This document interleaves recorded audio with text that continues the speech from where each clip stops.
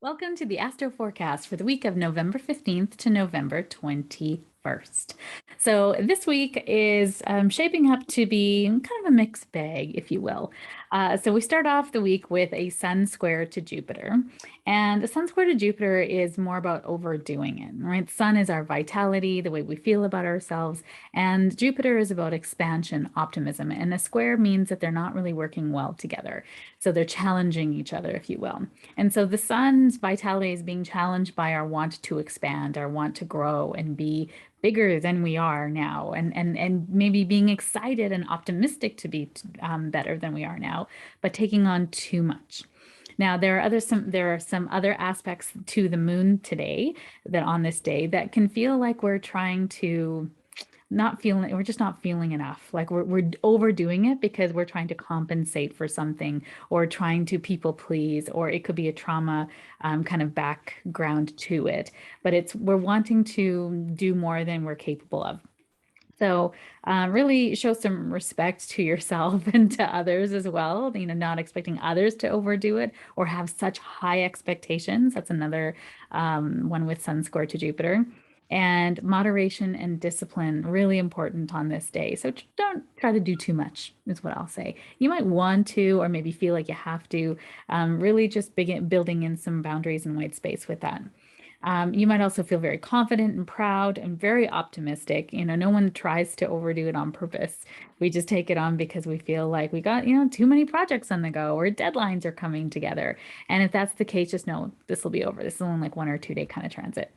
And yeah, this is also another aspect to overdoing it, overindulging, too much drinking, too much eating, too much high fats and feeling like I've got heartburn now. That's a personal little story in there for you. Tuesday, November 16th, we have the sun sextile to Pluto. Now, any Pluto transits are normally kind of longer lasting because he goes so slow and the sun is only moving a degree per day. So we're going to feel this transit sort of throughout the week. And it's not a bad thing, actually. This is a really harmonious aspect with the sun, our vitality, and Pluto, which is about revolution, transformation, death, and rebirth. And they're working well together. I know Pluto is not a light planet by any stretch of the imagination, but he's definitely one that's kind of working in our favor all week this week. So it's an increase in your need to succeed. You feel very determined and want to achieve your goals. You can break down bad habits now and disconnect from those old parts of yourself that need those habits. Investigation and psychology are great for this time. So this is a really great time for introspection and setting yourself up to kind of purge what no longer is useful. So this is a good time to clean your house as well. So very interesting, and it's all week. So it's going to be helping us all week. And remember, you don't want to use this aspect to overdo it, right? You're like, I'm going to clean my house, and then you take everything out of drawers, and you're like, oh my God, what did I do to myself? Right? So that's how you can see these aspects starting to work together, and sometimes not.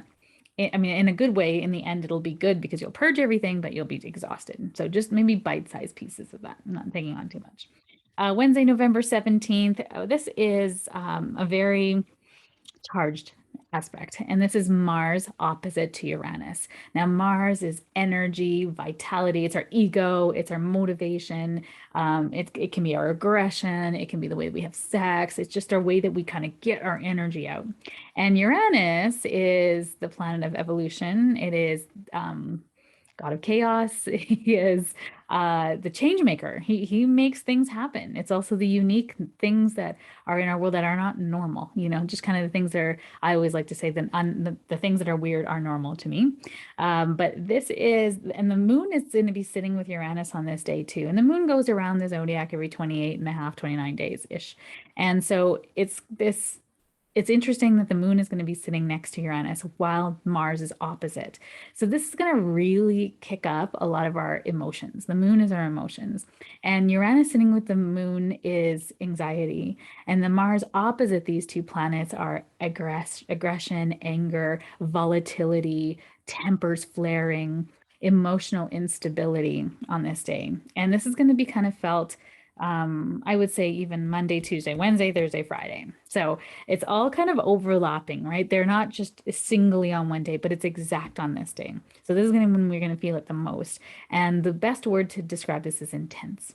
intensity. And depending on where you're coming from, right? If you've been doing kind of the inner work and that understanding triggers, and I mean, let's be honest here, you're human, right? I've been doing the work too. And that super new moon in Scorpio a couple of weeks ago really triggered me. I'm just thinking, oh, that's interesting. Then that's coming up here right now, keeping me sensitive. I was aware of it though, and I really was keeping it in check as much as I could have. So it was really interesting. At that time, I had a troll that was on my feed. And normally I would just kind of delete it, but instead I decided to respond and then share it.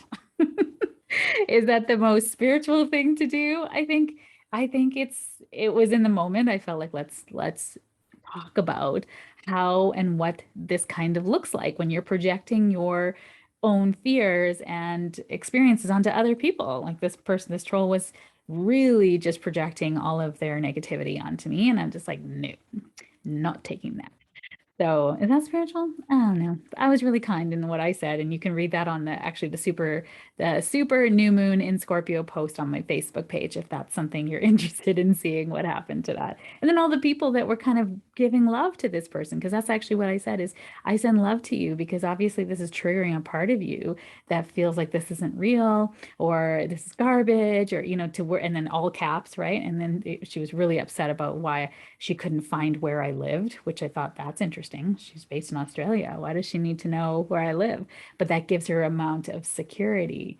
So really interesting when you start to look at that. So that's kind of the stuff of if you've been kind of doing that introspective work, this can sort of feel like, oh my God, I thought we were done this. Right? I thought we were done, this trigger, this emotion that keeps coming up for me, and you get to just continue to do the work on it. If you're not mindful, which I would say the majority of the planet are, especially people who do not watch this, I don't feel are one of those people. You might know a lot of those people. They might be very trigger happy on this day. And I think it'll be really interesting to see what happens in the world on this day. Because Uranus is in Taurus, which is the world. The Earth, sorry, and Mars is hot in astrology. So this could be volcanic eruptions. This can feel like inflammations around the world on things. So it's not, Mars is not in a fire sign at this time, but it's definitely going to be bringing up some very interesting things for the collective. So some of the things that can happen: explosive outbursts, unexpected upsets and anger, emotional upsets, relationship turmoil, impulsive reactions, unexpected twists and turns. You're easily distracted on this day and irritable, mood swings, impulsiveness, nervous irritability. How do you react to change? That's really what's going to come up on this day. How do you react to change? So something is going to be changing, especially with regards into the world. Again, this could be sort of like kind of some natural disasters happening around the world. So if you're in a place where there is volcanic eruptions, really be careful. This is not sort of tsunami kind of things, although that's possible because there's a Neptune aspect the next day. But I really do think it's like an eruption of some kind. Do not make important decisions on this day or in like Tuesday, Wednesday, Thursday. Not good time to make big decisions. Other people may attack your character, and think twice before you react or blow up because there will be ramifications to this. So, and why, right? This is a helpful aspect to understand our triggers. Our triggers are the mask for our traumas. Right? They're the way that we protect ourselves. It's a safety mechanism. So what are your triggers, right? What's happening? Does someone make you feel small? Does someone make you feel like you've been taken for granted? Where else did you feel like you were taken for granted in your life? Where else are you not being acknowledged in your life? Those are the things that are wonderful questions to ask yourself. So this is a really great day to stop, observe, discern, and then act. So, okay. Definitely use that tool on this day and the days around it. Thursday, November 18th. This is a really beautiful aspect coming in here to give us a little bit of breathing room. And this is Mercury trine to Neptune. So Mercury is our mind. Trine is a very harmonious aspect, the most harmonious aspect in astrology. And Neptune is spirituality, idealism, religion, but religion like one love, not dogmatic religion, more like we're all getting along, the greater good, we are here for each other, spirituality, artistic nature, things like that. So with Mercury trine to Neptune, this is heightened sense of intuition. This is creative inspiration. This is inspiring. This is music. This is love. This is creativity, but they're in both water signs. And so what this could do on a negative or more challenging aspect, because it's not negative, is that we can create more sensitivity in the collective. You just feel more sensitive to the things around you. And when this aspect is here, it's almost like your boundaries are very permeable. And given this explosive thing that's happening on Wednesday, and then this Pluto square to Jupiter wanting to overdo, the Sun square to Jupiter wanting to overdo, this could feel like you're just feeling everybody's stuff.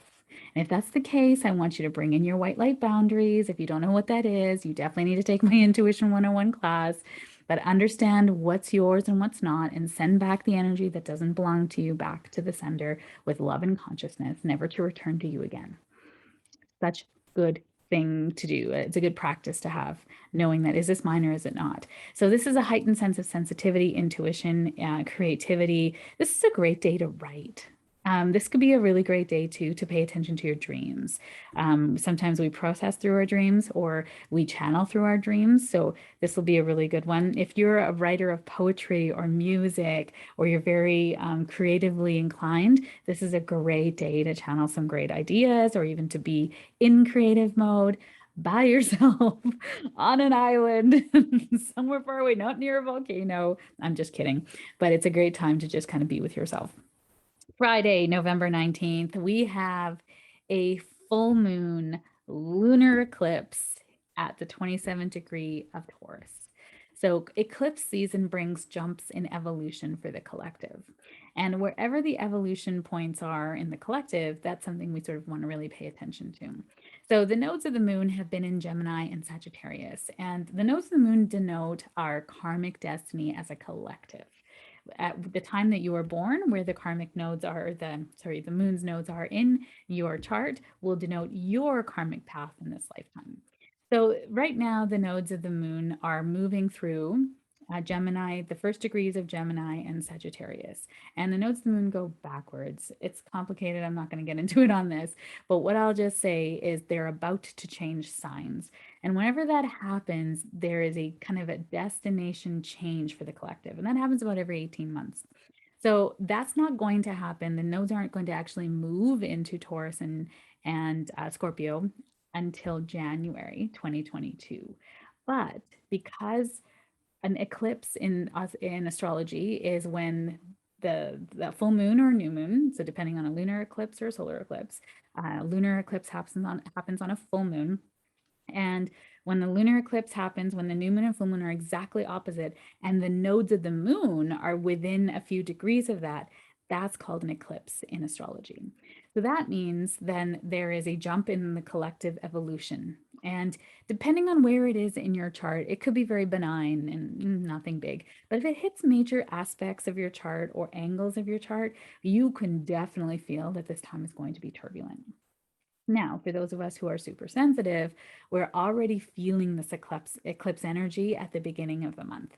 Now, this is the 19th of the month, but eclipse energy is powerful, and it is not a time to manifest during the eclipse. It's almost like riding a bucking bronco, right? You're not wanting to harness that energy. You can't. The energy is so big to be harnessed.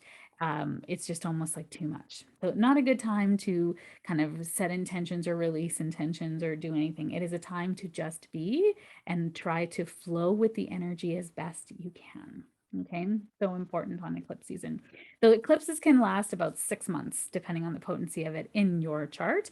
This one is a pretty significant one, although not too bad, but it is significant enough that it's with the nodes of the moon.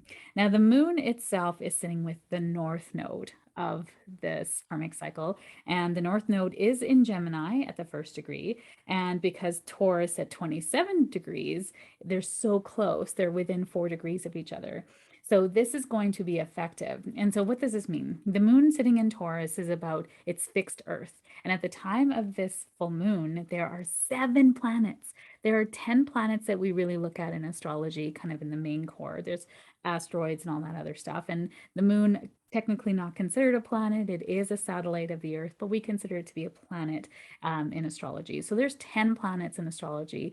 And at the time of this full moon, there are 7 in fixed signs. And what does that mean? Fixed signs are determined. They sustain things. They are the doers of the zodiac. They like to, they will plod the line. It's willpower, determination, focus, right? It's the kind of the people on the assembly line that just do the same thing every day. They will see the job through. But starting things and changing things, not their strong point, right? They will do. They are the workhorses of the zodiac. And so the positive is, they're determined and willpower and focus, and we can get stuff done. The more challenging aspect is that they don't like change. And they're stubborn, right? There's like, no, this is what I know. I only want to do this. And so when change comes to fix people, they are very turbulent with it. They don't like it. They don't like it at all. They don't want things to change. And that's not life. You came here to change. You came here to evolve. Evolution requires change. So there can be a lot of stubbornness during this full moon, right? Where are you feeling stubborn? Where are you digging your heels in that you don't want to change or you're resisting change? So there is the sun is in Scorpio at this time with the kind of the 27 degrees, so it's almost at the end, and the moon is in Taurus. And so this axis is about ownership and exchange. So Taurus is what I own, and Scorpio is about what we exchange, right? It's the kind of, the exchange of things, giving and receiving, incorporation and elimination, retention and release. So Taurus likes to retain, right? It's fixed earth. Think of it as like the banking system, Mother Nature, the earth, right? It likes to kind of set ground roots and have standards in which things are done. And Scorpio is like, no standards. I want to eliminate. I want to transform things. That's what Scorpio likes to do. Transform your trauma into healing. Transform your poop into, or what you eat into poop. Like it's about extra, what can it get rid of, right? Release. It's such a awesome sign. I'm a Scorpio rising, so I'm a little biased there. And all the Taurus people I know are just fabulous people too. So, and Taurus is ruled by the heart. So, by Venus. Taurus is not ruled by the heart. The heart is Leo. By Venus, and Venus is very beautiful. So, Taurian people have this sense of like value, right? What is value? What's going to last the test of time?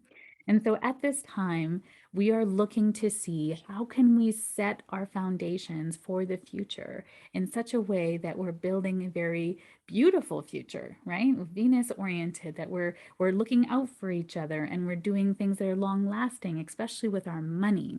So we're going to definitely see some interesting things around money, the earth.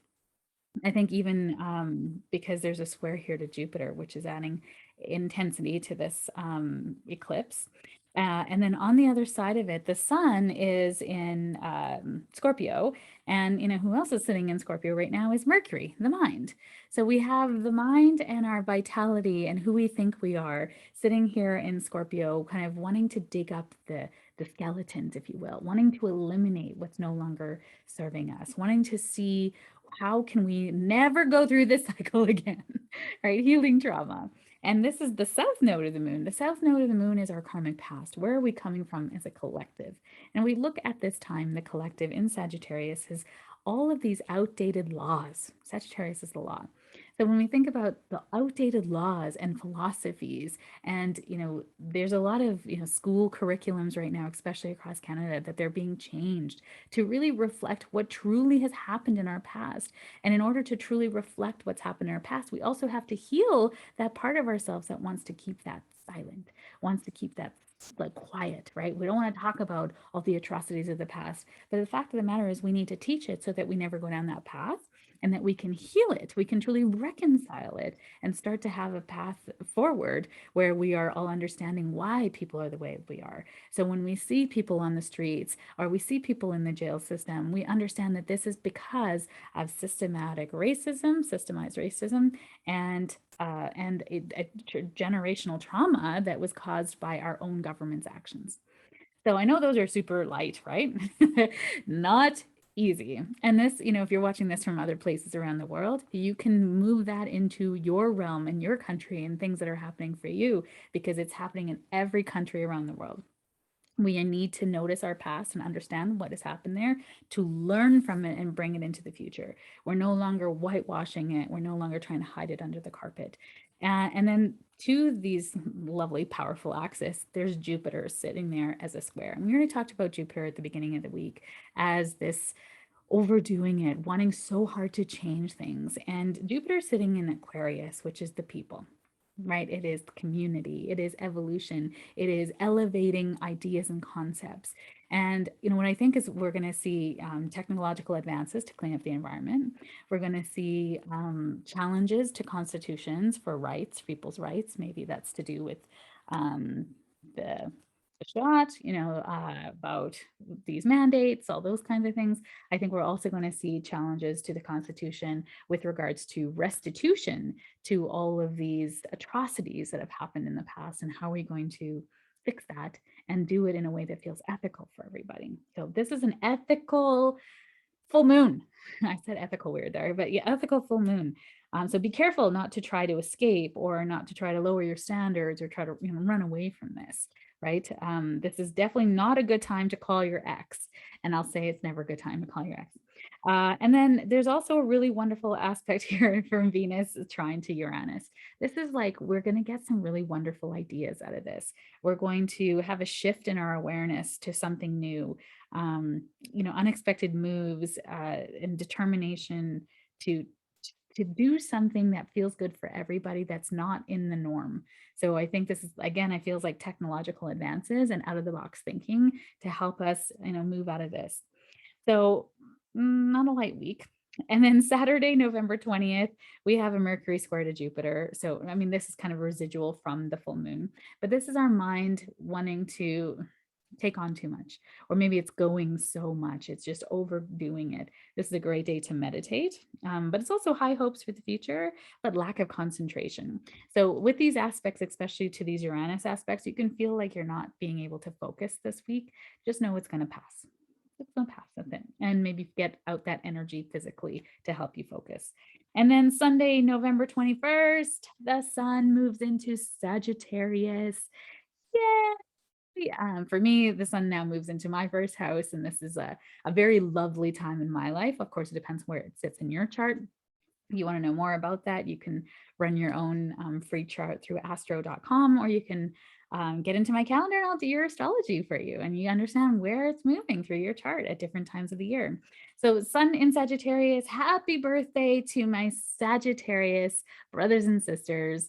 I have a Sagittarius moon. My youngest is a Sag. Sag sits very close to my heart. And Sagittarius energy, if you think about where I always like to talk about where the sun is coming from and where it's going to. So it's coming out of this deep, watery sign of Scorpio, right? Deep, think of Halloween, right? Day of the Dead. And then it's coming out into Sagittarius. Let's have a party. Let's talk about philosophy. Let's travel. Let's see the world. They're very artistic and big picture. It's mutable fire. It's fire that has no boundaries. It just loves to go, right? That's my heart. So I would love to learn forever, right? They love to talk about philosophy and religion and elevating concepts, right? They don't want to just sit and talk about the old stuff. What is. They want to go, what could it be, right? And that's what I like to talk about too. And then it's about, cultures, cross-cultural kind of exchanges, understanding bigger ideas, bigger concepts. Travel is in this as well. So this is a lovely time for connection, for ideation, for creativity. There's definitely this time now to, connect over learning. Like this is a good time to take courses or, further your learning in subject areas that speak to your heart, right? Fire is passion, it's creativity, it likes to go, it's motivated. So this is a great time to use this motivation to do things that you've kind of needed to do, but have been like, I don't know, right? So definitely a very, very good time for connection. But on the other side of things, mutable fire can go anywhere, right? Mutable fire needs parameters to drive it into a certain direction. So this is a good time to stay on a plan, have some sort of goals, especially Sagittarius people love to spend money on things that speak to their heart. And we're going into Christmas season. So I know it's like a long ways away, but it's not actually that far away. So if you're thinking about, spending money and things like that, be careful and make a budget and maybe kind of stay to that, as this year feels a little bit contractive, and with some other aspects that are coming up in December. And there is, because the sun is moving into a fire sign, and fire sign often talks about kind of the spread of things that are like infectious and things like that. We may possibly, depends on other things that are happening in Sagittarius season, could see the virus start to spread again.